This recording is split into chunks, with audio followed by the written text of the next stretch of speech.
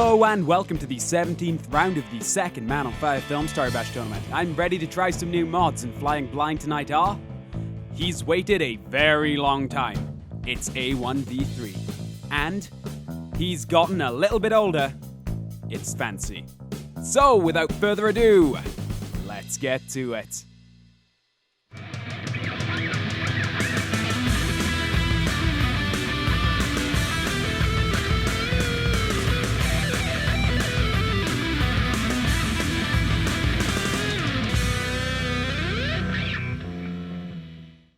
Welcome to Wave 2. Finally, we're in Wave 2 at long last, and we have Fancy versus A1v1, a thick Dan black belt. Thick Dan black belt versus a brown belt. Yeah, not super evenly matched, but we've seen a lot worse in this tournament, and I have to turn off... No, it's already off. I've turned off real-time ghosts, filming these way out of order, so I've spoken about this in a future round. But yeah, a couple of people were complaining about real-time ghosts, so I turned it off. Hopefully I've done that right. Tried to figure it out in a couple of earlier rounds, and it didn't quite seem to work, but it seems to have worked. Okay, so we have Fancy on the right here going for a very, very aggressive opener. That is a full-on kick there, throwing himself completely off balance for the sake of a kick. A1 playing it a little bit more defensively, keeping his arms spread, making sure he doesn't get grabbed. Okay, Fancy's kicked. He pulls out of it, doesn't go for the kick, changes his mind. Probably the smarter move there, doesn't want to throw himself off balance that early. Now, this is Wave 2, so we will be playing Aikido twice. This is all listed on the forums. So there'll be 2 Aikido rounds as well as the other mods, and I'll explain that as we get to it. I've also explained this in like every other Wave 2 round I've filmed so far, but yeah, you guys get to look forward to that. Okay, I wouldn't say, despite how bent over both players are, I'm not sure either one of them's at an advantage. Fancy's certainly off balance, but he's got his arm there to grab him in case things go wrong. So I think things might be alright for him, actually. I don't think he's going to go out just because he's falling over a little bit. Also, he can use A1 as kind of a ballast to balance himself back out if he does that. Like, basically like that, yeah. Where he's not really going to fall over because A1's holding on to him. Does seem to be... I'm looking at the ghosts, you know. These obviously aren't predictive. These are just regular, normal ghosts. It does look like A1's getting thrown out, but also that Fancy is kind of about to fall on his arse. So it really still could go either way, actually. And we'll see what they follow that up with. Alright, Fancy going for the safety hand there, keeping his hand on the ground to make sure that he doesn't go out. Probably the smart thing. In fact, according to the ghosts, it's looking like he might be able to throw A1 out of the arena there. I apologize for the flumbling. I can't even flub correctly. I've recorded a lot of rounds today. Yeah, we have Fancy going for the throw there. I'm eager to see how that pans out. A1 attempting to reverse it there, attempting to negate the throw. It worked somewhat, but it does still look like his legs are about to tap him out, especially with Fancy grabbing the ground like that. Still a very good effort by A1, certainly proving that the brown belt is no indication of skill. Really does try to hold it together, but alas, in the end, Fancy wins the first round. That's 1-0 to Fancy, and obviously there's 2 rounds of Aikido here. So we will stay in this mod. That was actually closer than I was expecting. That was a lot closer than I was expecting. Obviously, Fancy still did decisively win, but A1 put up one hell of a fight, and I'm sure he'll be bringing that experience to the table with him in the second round of Aikido, which is here. I'm thinking both players are probably going to play defensively now. We've seen although, to be fair, playing aggressive really did help out Fancy there, but I think now that he knows A1's going to be expecting him to do that, he'll probably go defensive, as will A1, because neither one of these players... I'm seeing this now. It does look like real-time ghosts, despite me, hang on, let me just... I'm going to... Wait, no. How do I... Okay, we gotta wait. This is the most... Right, real-time ghosts off. Off? Real-time ghost off. See, this is the problem I ran into. There we go. Okay. Sorry about that. I thought it was off. I guess I have to turn it off in each lobby. It doesn't carry over when I boot up the game. Okay, my apologies for that. That was weird. Okay, so we have A1 here with the slight upper hand, although it does look like he's about to be thrown off balance by Fancy's kick there. I missed completely what both players did to set it up. I was too preoccupied with the real-time ghosts. Now that I know I have to... This is going to be interesting for you guys, because I'll make this mistake later, and it's... Again, because I filmed all these out of order, so you're going to see the rounds I've already made this mistake. Alright, anyway, that's for Future Jack. That's Future Jack's problem.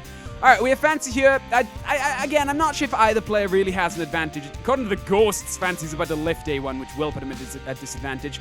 But both players with one leg on the ground, one leg in the air. I'd say A1 might be at a slightly more disadvantaged state, because he's going to struggle a little bit more to get that leg down. But well, he's not trying to do it anyway. Fancy successfully lifting A1. This could be a very cool suplex, provided A1 doesn't reverse it, which admittedly, something like this is very, very, very easy to reverse indeed. But A1 does seem to have a plan here. He's probably trying to flip Fancy into the ground and tap him out before he gets thrown out of the arena. We'll see if that pays off for him. He's got his leg wrapped around there. Looks like he's going to land on his feet, actually. That's very, very fortunate. If he was landing on anything else, I think he'd have a very hard job getting out of it. Fancy successfully going for the lift, but A1's done enough that I think he can pull it back around if he tries. I think if he really does try hard here, he'll be able to get his legs on the ground and sort of continue the trade-off of throws that seems to be this round. Let's see. Yeah. Exactly what I was hoping, well, not hoping, but exactly what I thought would happen there. A1 manages to touch his legs down, which has put Fancy at a massive disadvantage now. A1's kind of firmly planted on the ground. Despite it being one leg, that one leg is not going anywhere, and Fancy is now at a disadvantage, forcing to sacrifice this turn to catch himself, which he hopefully will do, but just about gets his leg down in time, right on the edge of the arena too. Both players now grappling, A1 winning by a landslide in terms of points. If both players hold like this for a while, it'll be A1's victory. Fancy had a nice recovery there, but I'd still say he is now sort of playing the catch-up game where he's kind of behind a turn. Whatever tactics he was planning are now behind a turn. It's all improvisation from here. A1 still very, very firmly planted on the ground. Fancy slightly off balance, but still not going down without a fight. Still attempting to lift and turn A1 out of the arena. It's a very ballsy tactic. Probably all he can do at this point. We'll see if it pays off for him, I imagine. I imagine this is going to come down to the last couple of frames now, with both players with a fair amount of balance. Yeah, I think this is going to come down to points. We've got 2 more turns left, and I doubt Fancy's going to, A1, I doubt A1's going to let that leg tap him out there. He's probably going to bring it back around to catch himself, and it'll go down to points. Honestly, A1 is probably trying to make it come down to points at this point, because he knows he'll win in terms of points by a landslide. It's going to be really hard for Fancy to score enough points to okay, I didn't see that coming. Looks like it will be a tap out, but who will tap out first? This really could go either way for both players. Both players trying to reverse each other's throw, leading to this spread thing where either one of them could tap out. This really could be a 2-0 or a 1-all thing here. Either player could go out. It's really hard to tell by the ghosts. Does look like A1's going to catch himself, though, that just a split second. No, he does not! Fancy with a stellar reversal for a 2-0 victory. That is great. That was very well held together in the final frame. Fancy pulls it back around for the victory despite being down on points. That's 2-0 Fancy, and we'll move on to our second mod. Now, although I've already filmed a handful of MSDS rounds, this is the first one you guys are seeing, and if I've learned anything, it's that this mod actually works quite well for the tournament. It seems like there's a small degree of tactics, if nothing else, involved in it. And some people really do know what they're doing on this to win pretty quickly, and hopefully both these players have a loose understanding of how the mod works. I am still hoping to see a player completely miss the bar, however. Now, obviously, A1 needs to win this round. If he loses this, he will lose 3-0 to Fancy. A1 really needs the victory, and admittedly, MSDS is it's the wildcard mod. It's one anybody can win, regardless of skill. So he's still in with a chance, but that 2-0 loss is really going to affect him if it does go into our third mod, which is Aikido Big Dojo. Okay, do we have any dismembers? I don't think we do. I think both players are holding onto the bar. Now, one thing about MSDS that we've learned over the years and years of playing with the best mod ever is that whip, you can see on the ghosts there, that is enough to break off an arm if you're not careful, and both players could lose it very easily there if they aren't on guard for it. It does look like A1 may just have a little bit too much momentum coming around there, whereas Fancy is kind of spreading it out between 2 arms. Probably the smarter of the 2 maneuvers there. And given that A1 really needs this, I'd strongly advise against going around that with 1 arm. It can work sometimes, but I would never take that risk, and he seems to be. I can't see him getting his other arm down in time. Okay, he comes around here, may have just held it together there, may have negated the force just enough by extending his body to stop his body pop from coming off. Needs to watch that foot though, because if that comes off, it's going to touch the floor and tap him out. Both players seem to be in pretty good condition here for a second sort of swing around and a second chance to attack. In terms of points, A1 is winning, but it'll be really rare for this mod to come down to points. A1 tucking his legs up in time, make sure he doesn't lose anything. Now, I wonder if either player is going to try letting go of the bar for a more risky maneuver. I can't imagine A1's going to be taking many risks here, but who knows? They may actually pay off for him. You really can't tell with this sort of mod, but the players do seem to be out of sync with their spins now, so it's unlikely this turn they'll actually contact, unless they let go. A1 going for a grab there, but unfortunately misses, trying to grab Fancy off the railing. That could have worked really well had the grab landed, but unfortunately it doesn't. You can see the sort of desperation in this grab that A1 does not want to go out a 3-0 loss. I'd say neither player looks like they're going to lose a limb this time round, but it really can happen at any time in MSDS. Fancy looks safe. A1 coming kind of to the apex of his swing here. Still at a risk of losing a body part, but it does look like he may be safe here. Going in for the third rotation and hopefully one attack on behalf of one of these players here. Again, if it comes down to points, A1 is going to win. Not by much, though. Fancy can land another attack. The points may sway in his favor. It's really difficult to say at this point. We have a dismember, a horrible dismember for A1 there. Looks like both his feet have come off. Those are ticking clocks right there. That means his life is on the meter here. He needs to make Fancy screw up before those feet touch him out. This could be his swan song right there. Losing a body part in this mod is crippling. It is absolutely crippling. Yeah, his feet really don't look like they're holding it together. A bit of a weird FPS drop, and I apologize for that. All Fancy has to do now is survive. He has to literally just survive the length of this until his feet tap him out. He could get unlucky, and it may still come down to points, but if it does, he's still going to win. Fancy will still now win by points if it comes down to it, but it looks like that foot is going to tap him out unless A1 can swing and kick his foot out of the way, or Fancy loses that arm here, which is very, very unlikely. I think this may be an early exit for A1. Unless something drastic happens here, it'll come down to points or tap out on A1's foot, and he will lose unless he can do something to save himself, which I highly doubt. But we'll see. Well, I didn't see that coming. A1 wins? How? I wasn't even looking. I think did Fancy lose an arm? No, he touched the floor. Oh, wow. In a shocking turn of events, Fancy touches the floor. 2-1. We go on to our third and final mod. Shocking. Well, I'm sure I'm not the only one who didn't actually expect to make it to this round the way MSDS was going. Needless to say, A1 got very, very lucky there. Let's hope he doesn't squander that luck and really comes out of the gate fighting in Aikido Big Dojo. We have 2 rounds in this, obviously, to balance it out. If A1 loses, he will be out. If Fancy loses, it'll go into the final round. Okay, we have A1 on the right here going for that kick opener. We have seen tried, true, and tested throughout this tournament and the previous one.